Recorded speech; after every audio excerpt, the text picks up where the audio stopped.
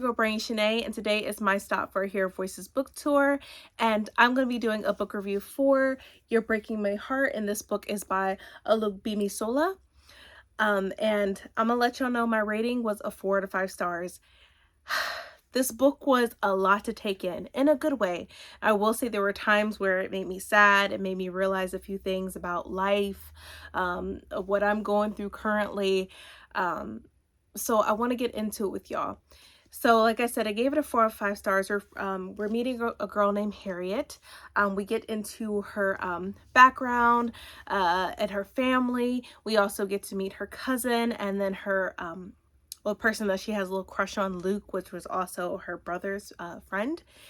And I'm not gonna lie, like at first I was a little bit confused. I was like, wait, what's going on? What is going on? But then I realized as I'm reading this book, there's a lot of magical realism. And it's a lot of speculative fiction as well. So just be prepared when you pick this book up, which I hope that you do so. And so we meet this girl Harriet where she likes swimming. Swimming is like her happy place. And we get these moments of where she talks about her brother Tunde. And I'm like, okay, what's going on with her brother? How come he's not in any of these scenes? How come he's not around? And then come to find out, we realized that she had said something to her brother where she wished him that he would die, and then within that same day he ended up dying. And as you read through this book, you can tell she's grieving. She's going through a grieving process, and as she is doing that, she starts having suicidal ideations. There's a lot of grief. She's thinking about what if I did this, or what if I wasn't here and I took my brother's place and my brother was here instead of me. And I've thought about a lot of things about grief, and just when we lose people that we love, we go through these moments and transitions of grief, and we all go through these we all grieve differently as well. And when I was reading this book and looking through the lens of Harriet, a young girl, it made me look at a different perspective from a child's point of view, and how we're all different when we grieve for someone. Also, with this book, Harriet's only thinking about, this is all my fault. Like, what have I done? And she's blaming herself. And I feel like we do that as human beings. We think to ourselves, like, what if I could have said this to her or him? Or how come what was the last thing that I said to them? Or like, how is my family feeling? Do they hate me? Do they love me still? Am I alone? And I feel like with Harriet, she felt like as she was grieving, she felt like she was alone in this process, until at the very end of this book, she realizes that when she opens up to her family and her cousin and stuff, they are also grieving as well, but in their own way. And once again, I have to bring this up, everyone grieves differently. And sometimes the process of someone grieving could take days, could take weeks, could take months, could take years. Everyone is different. And with Harriet, I just felt for her. There's times where I cried while reading this book because it's so realistic. And it makes you think about just life in general, and how time is so precious and how time is so short. And you just want to, yes, you feel like you should have took back some things that you wish you never said. And I get that. I truly do, because I've been down that road before. And it's hard. It's truly hard. I want to also read the synopsis, because when I read the synopsis, I didn't like it. It seems completely different once you read the book, and it made me appreciate the book even more. So it says, Harriet Adu knows that her brother's death is her fault. I mean, it's not actually her fault, but it still kind of is, isn't it? She would do anything to live in a world where she could take back what she said that morning. Then a strange girl shows up at Harriet's high school, a girl who loves the same weird books Harriet does, who doesn't vibe with anyone at school the same way Harriet does, and that different world suddenly seems possible.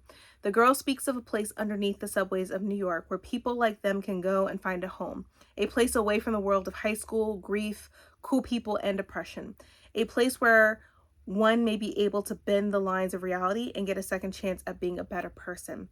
Will Harriet open the door? And as I read that synopsis, I feel like within those lines, you can tell like Harriet was processing everything that had took place regarding her brother Tunde. And like I said, I was in tears reading this book. I'm not going to lie to you, which is why, like, I appreciate this book, which is why I gave it a 4 out of 5 stars, because it's a book that I think, like, yes, it may have its weird moments, but once again, it's speculative fiction and it has a spin of magical realism as well. So once again, you have to be aware of that. I know, like, at the beginning, like, once you start reading it, because when I started reading it, I was a little bit confused, but then once I started getting into the book and realizing, like, actually, like, realizing what was going on, I immediately understood. I immediately understood it was magical realism, or I understood that it was speculative as well. And I know some people aren't fans of speculative, but I feel like if you pick this book up, you will feel differently about it, truthfully. This is a book that is going to stay with me because once again, it's so realistic. Like, even just being a grown woman and grieving the person that is no longer, no longer in my life anymore, you realize, like, there's you can't go back, but to appreciate the things that you did with them, it was a happy moments. Yes, there were bad moments. Yes, Harriet had said something to her brother and she wished she could take back, and she feels like it's her fault. She feels like the whole world is on her shoulders at this moment. But then she had this moment at the very end where she, once again, is not alone. And I think that's another thing when you're going through grief, you feel like you are alone. You're in this dark room alone and there's no one there to pull you out of this dark hole. But then again, there will be always that one person or some people in your life that will pull you out, and they will help you along with your grieving process. And I think that's what Harriet needed at the end when she realized that her family was with her, even though it didn't feel like that at the time, at the beginning. But I really want y'all to read this book and pick it up for yourselves. There's no other words that I could describe about this book. It's a book where you really have to read it. And I feel like when I was reading this book, I was grieving with her. I was going through this process with her, and a lot of books aren't like that, where you feel like you are with the character and you're going through it with them. You're going through the grieving process with them. And this was just a book that, like I said, will stay with me. And I just appreciate it wholeheartedly about the story of this book and the premise of it all. Now, you're all probably wondering, how comes it looks like she's in the water and she's swimming? Well, in this book, swimming is like her happy place. I feel like that's how I look at it. That's how when I was reading it, that's how I pictured it. It was like a symbolic place of where she felt free. But then that's when the whole supernatural spin comes into play, because as she was swimming, she sees her brother's ghost. And that's when that magical realism, supernatural things start to pick up. And she kept asking her cousin and Luke, like, did you see him? Did you see him? And her cousin said, yeah. Like, it's really interesting. It's really interesting. And I really want y'all to read it. I really want y'all to pick it up. And understand what I'm talking about. Like, I don't know how else I could describe this book, because it's deep, but there's a lot to it that I can't just tell you in a review.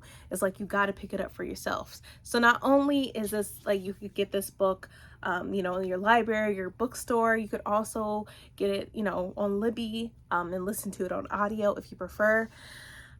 But I promise you, this book is absolutely good. Even like, I know some people like once again, I know some people are not fans of speculative fiction, but this one right here is really good, and I don't want y'all to miss out on this. I really don't. But overall, once again, I gave it 4 out of 5 stars. I really enjoyed this book. I have to thank Hero Voices book tour for allowing me to be a part of this amazing tour. This was such a great experience. I'm glad that I was able to read this book physically. And I don't know, I'm even thinking about, you know, if Libby, you know, on Libby, I think it's on Libby, I might even reread it and listen to it. But yeah, this was just an awesome read, and I'm just glad that I was able to read this. And I hope that you all pick up this book and read it for yourselves. But that is it. That is my book review. I really hope you enjoyed this book review. And I really hope that you pick this book up, because I don't want y'all to miss out on this. I don't want y'all to not be able to read this beautiful, beautiful piece of work of where we're with this young girl who is going through grief, lost her brother, and now she feels like it's her fault, you know, because of the last word she said to him. But at the end of the book, she soon overcomes and realizes she is not alone. And I hope that this book, you know, if you are going through a grieving process, or if you have lost someone in your family or friends or whoever, that, you know, if you read this, it might help you, you know, it might help you.